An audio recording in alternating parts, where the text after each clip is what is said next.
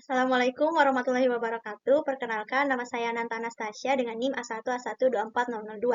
Di sini saya akan mempresentasikan makalah atau laporan saya yang berjudul Monetary Policy Transmission Mechanism, A Review of Theoretical and Empirical Studies. Nah, laporan atau makalah saya ini itu merupakan tinjauan yang sistematis tentang 11 jurnal internasional bereputasi Scopus yang bahas mengenai bagaimana kebijakan moneter itu bekerja di berbagai negara, khususnya negara-negara berkembang.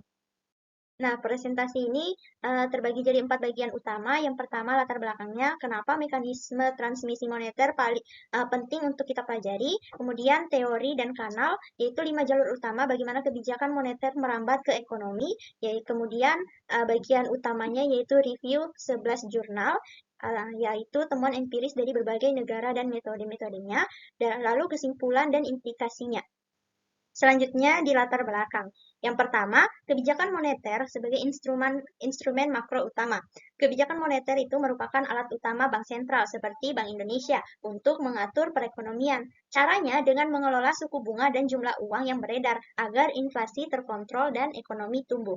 Kemudian yang kedua, transmisi tidak langsung. Nah, kebijakan moneter ini tidak langsung terasa, ada jalur-jalur atau kanal yang menghubungkan keputusan bank sentral dengan kondisi ekonomi nyata.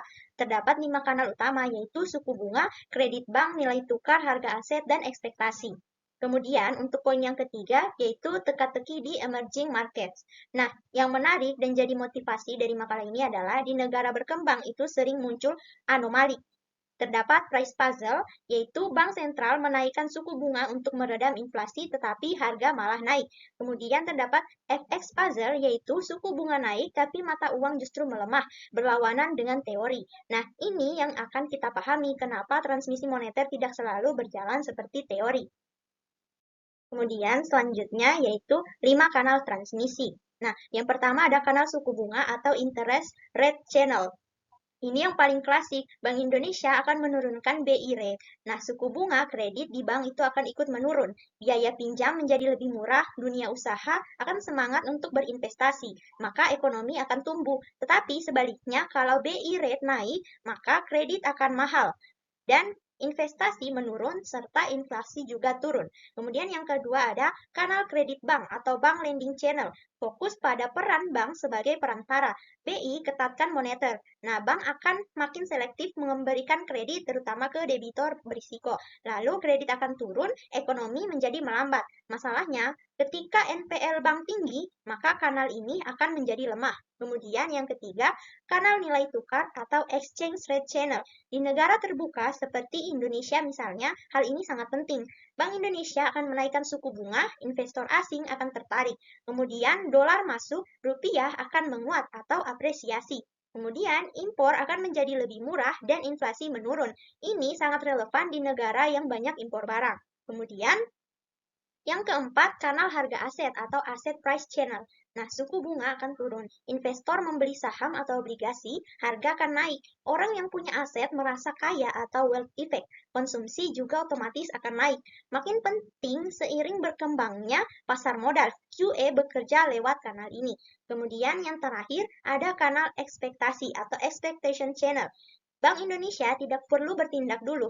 Mereka cukup umumkan arah kebijakan atau forward guidance, ekspektasi pelaku pasar akan berubah. Nah, kondisi keuangan ikut bergerak, tetapi ini hanya efektif kalau bank sentral dipercaya atau kredibel.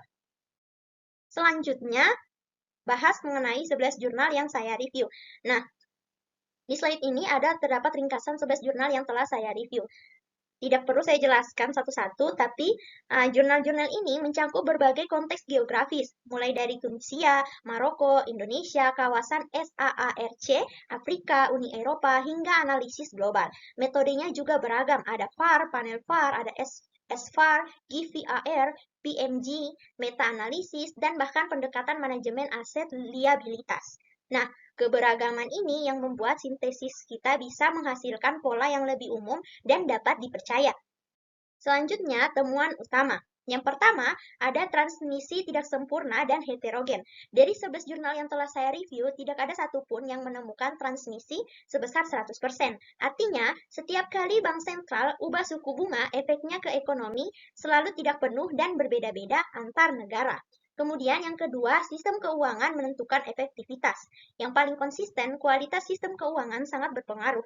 Negara dengan perbankan lebih kompetitif, NPL rendah, dan pasar keuangan dalam transmisinya lebih cepat dan lebih kuat. Nah, hal ini dikonfirmasi oleh temuan Zemelko dan Kochisova tahun 2026 dalam meta-analisis mereka. Kemudian, yang ketiga, kanal nilai tukar dominan di EM dikonfirmasi oleh 4 studi berbeda, yaitu Aguirre 2025 untuk Tunisia, HA et al. Tahun 2025 untuk emerging market secara umum, Netangse et al. Tahun 2023, dan Yildirim dan Ifrendi tahun 2021. Kanal nilai tukar yang paling aktif, tapi juga yang paling rentan terhadap guncangan eksternal. Nah, kemudian yang keempat, spillover dari QE negara maju. Ini sangat relevan untuk Indonesia. QE dari AS dan ECB menyebabkan arus modal masuk ke EM, apresiasi mata uang, dan penurunan suku bunga domestik. Tetapi yang mengejutkan, saat The Fed kurangi QE, taper tantrum 2013, dampak negatifnya ke EM lebih besar dari manfaat QE sebelumnya. Ini ditemukan oleh Yildirim dan Ifrendi pada tahun 2021.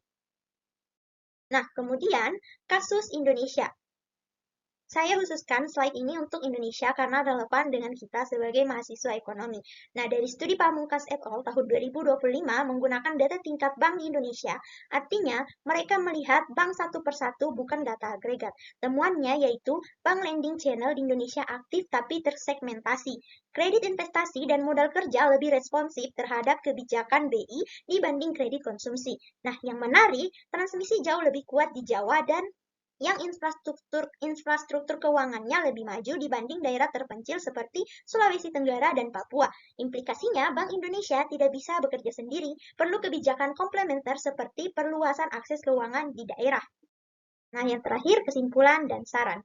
Kesimpulannya yaitu transmisi kebijakan moneter bersifat kompleks, tidak sempurna, dan sangat bergantung konteks. Kemudian, kanal nilai tukar paling dominan di negara berkembang. QE negara maju menghasilkan spillover signifikan ke negara berkembang.